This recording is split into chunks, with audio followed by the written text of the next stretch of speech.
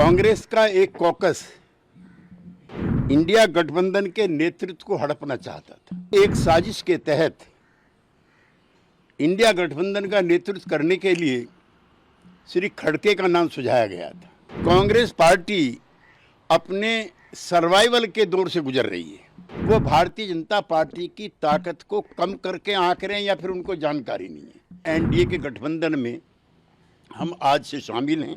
Congress party का जो caucus था उसकी षड्यंत्रकारी भूमिका से आज हम मुक्त हुए हैं। घटनाक्रमों को लेकर के श्री जयराम रमेश और श्री मल्लिकार्जुन खड़गे जी की प्रतिक्रिया आई है, जिन्होंने नीतीश कुमार जी पर राजनीतिक अवसरवादिता का आरोप लगाया है। दरअसल कांग्रेस का एक कॉकस इंडिया गठबंधन के नेतृत्व को हड़पना चाहता था।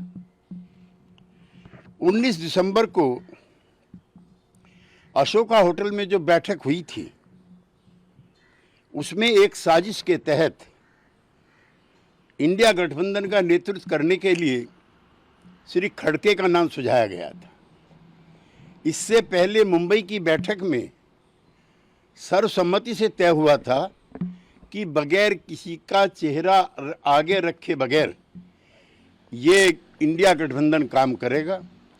पहली शाम को श्री केजरीवाल जी के आवास पर जब ममता बनर्जी गई थी तो उन्होंने बाहर आकर के प्रेस से कहा था कि कल की बैठक में किसी का नाम प्रस्तावित नहीं होगा।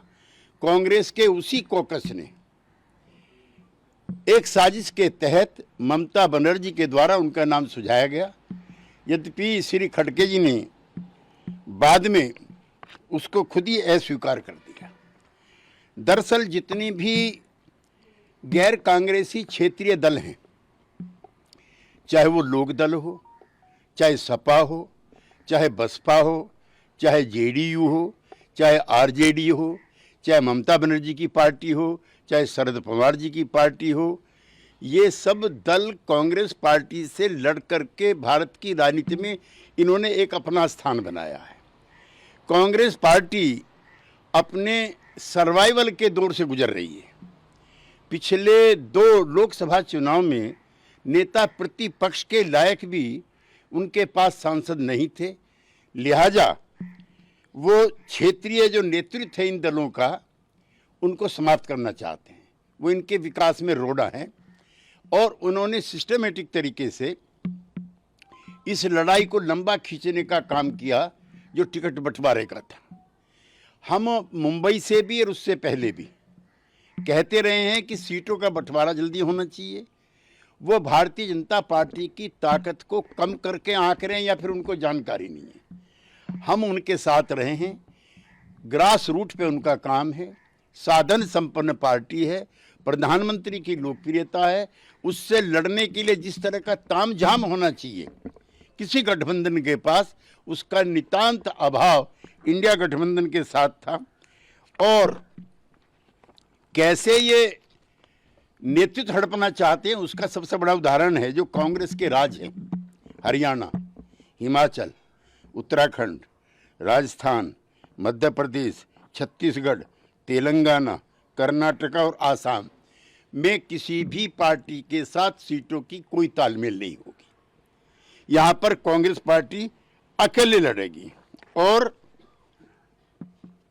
जो क्षेत्रीय दलों के द्वारा जो अर्जित की गई राजनीतिक भूमि है उस पर डाका डालने के लिए डिस्प्रपोर्शनेट तरीके से हिस्सेदारी मांग रहे हैं।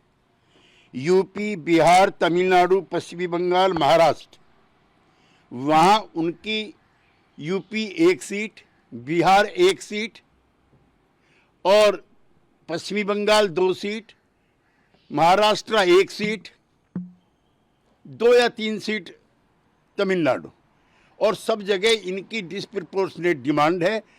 और इसलिए गठबंधन हमारे साथ भी नहीं हो पाया और न इन दलों के साथ होगा। मैं श्री अखिलेश यादव जी के उस बयान से सहमति रखता हूं जिसमें उन्होंने कहा है कि वार्ता पहले से ही शुरू करके सीटों की तालमेल पर करनी चाहिए थी। हम संयुक्त लोकदल में रहे हैं, जनता दल में रहे हैं, सपा भी जिसमें हिस्से थी। आधा दर्जन एमएलए राजस्थान में, आधा दर्जन एमएलए मध्य प्रदेश में हुआ करते थे।